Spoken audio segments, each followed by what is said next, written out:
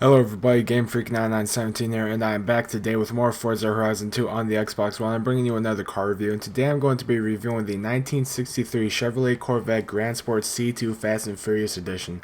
Now, because that's a mouthful, I'm just going to call it a Corvette. Now, this Corvette is capable of producing 502 horsepower and 560 foot-pound torque from a 8.2 liter V8, which I believe is naturally aspirated, and it weighs 384 pounds, so it's a little bit heavy, but it's not too much heavier than a lot of modern cars in this game. Now, because I've already bought this and Elgato decided to crash on me when I tried to review this earlier, like I said, I already bought it, so I haven't upgraded this car at all. It's still completely stock, but just look at the price tag. It's 315,000 credits. Now, that's pretty insane. Now let's just go ahead and see if it's actually worth that price tag.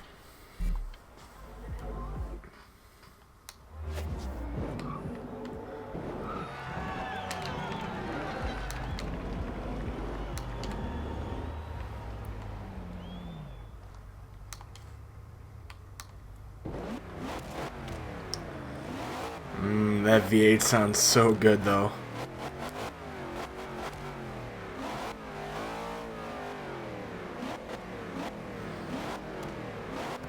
This is a very, I don't know, it's kind of a weird looking car as well. Mostly just because of how the hood looks and the headlights. I'm not saying it's a bad looking car, just it looks kind of weird. It looks more like a concept car almost. And the interior is pretty basic as well, you know, because it's a early 60s Corvette. But man, this car just sounds awesome. I love the sound of that V8. A little bit of a smoky start there. Pretty good grip though. I'm very surprised.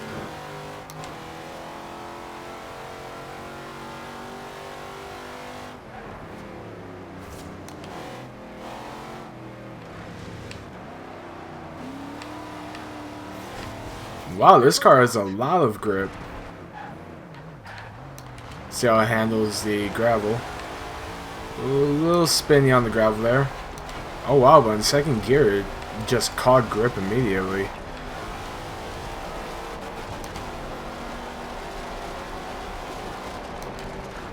Yeah, this car only has a 4-speed manual, so not much we can do about that. Wow, not really any sort of spin there around that corner or that corner.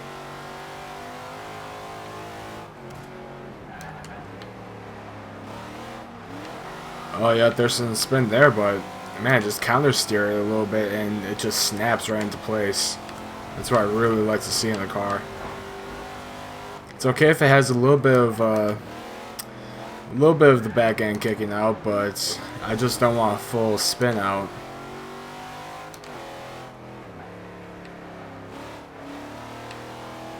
But yeah, this car is very good and very grippy. Handles the corners very nicely. Nice tight turns as well.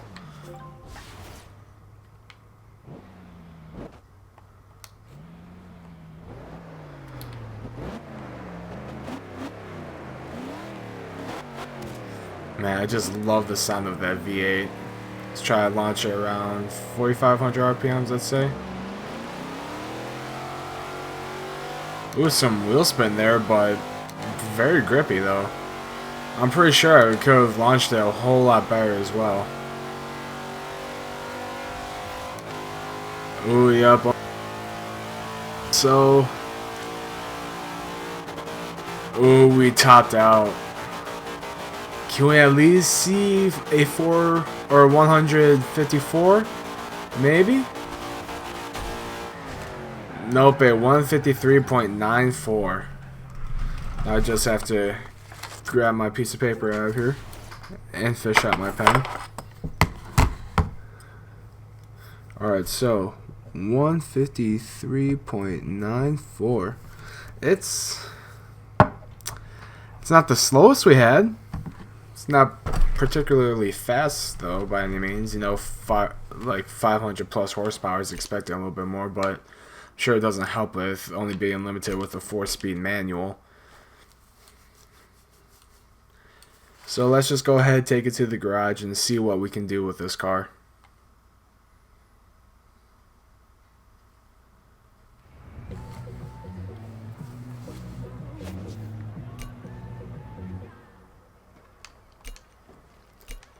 Alright, dude. Let me know what you need. Let's take a look at our conversions. We don't have any engine swaps. I have a drivetrain swap, making it all-wheel drive. Not really going to do that. Aspiration, stock aspiration, or a supercharger.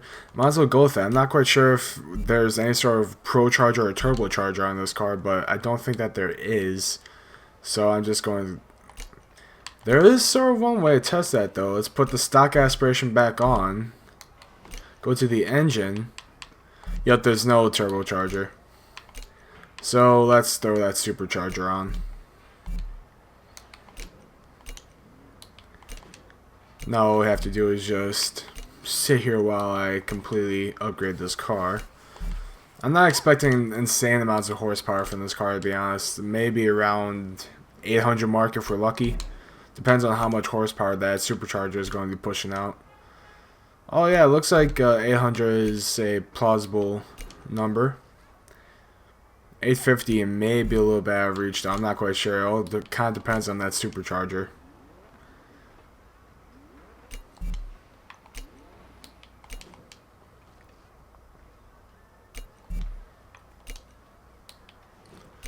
Oh wow, I was not expecting that much from the supercharger. 120 extra horsepower from that. Okay, and then 40 from the intercooler. So this car is making 914 horsepower, fully upgraded. At least engine wise. Let's just see. Wow, 914 horsepower, 939 foot-pound per liter now. Supercharged V8. Can upgrade the brakes. That's probably a good thing. The brakes were a little bit light on this car, I felt. It's also making one lateral G stock, which is very good. That's why we're able to get all that grip. Oh, we can even reduce the weight. 619 horsepower, pounds taken off, giving us just over 2,900 pounds. But we're still going to be shaving the weight off with our drivetrain. But then we're going to be putting weight back on with our tires. Yes, we can put a race trans in here. That definitely helps the speed.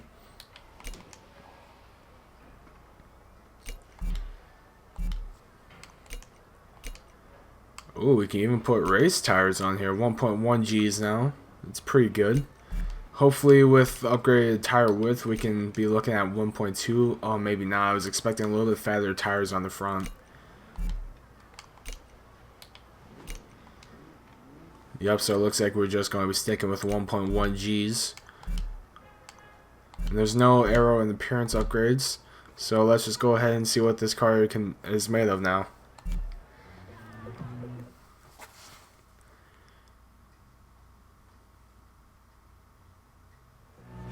I was almost afraid that my game froze on me there.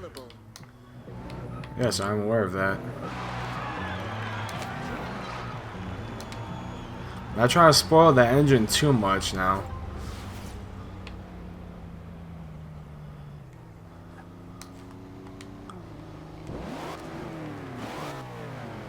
Ooh, yes, we can rev even higher now.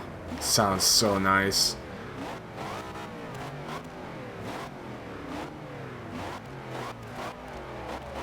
Oh yeah, and you can definitely hear that supercharger.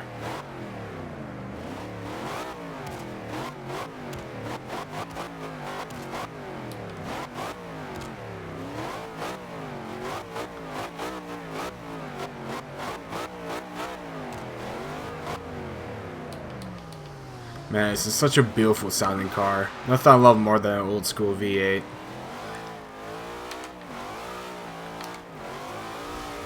Yeah, there's some wheel spin here now. Wow, this car is super fast though. And the brakes are really good. Ooh, still turns good, but man, that wheel spin.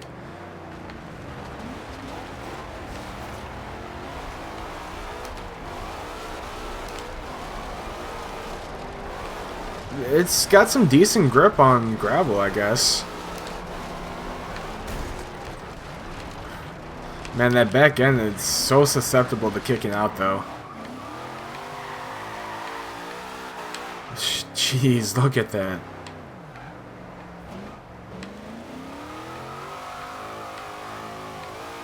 Man, a lot of fourth gear wheel spin there.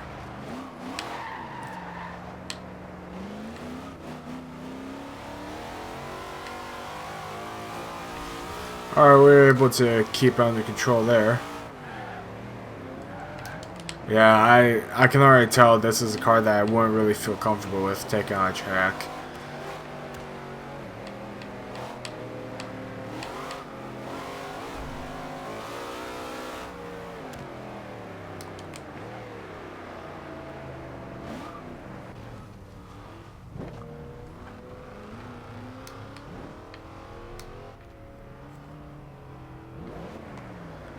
Alright, let's just see how fast this car can go now. Let's go cockpit view for this.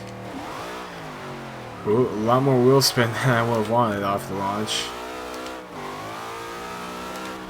Alright, got some grip in third gear there. I was taking a little bit easier on the throttle there though, but on third gear I hammered the throttle and we definitely got some really good grip.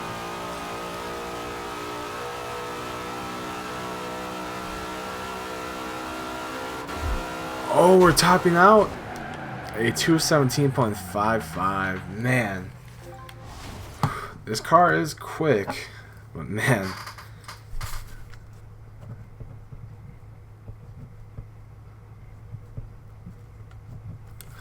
Alright, so my impressions of this car, sort of like the Supra that we just reviewed. Very, very good stock. Not the best when fully upgraded. Very fast in a straight line, don't get me wrong, but yeah, this it's not going to be very good when you take it around the track. Now that being said, I'm just going to say this right now, fully upgraded, I would probably give this a 4 or 5 out of 10. It's not that good of a track car. It doesn't spin as much as the Supra, and the steering is a little bit better, but it still is very easy to get that back end to kick out. But with that being said, this can still be a track slayer. Because of the short wheelbase and the amazing grip of this car stock, this car can be easy to upgrade. Just don't throw a whole bunch of engine stuff in there. Because when you throw all that engine stuff in there, you get all that horsepower, you get all that torque. That's when you're going to start getting all that wheel spin to come into play. So my suggestion would be upgrade the drivetrain and everything like that. Just leave the engine alone for the most part. Maybe throw a supercharger on there, upgrade the flywheel, and maybe do a few small things. But I wouldn't really suggest braking more than maybe 600, 650 horsepower.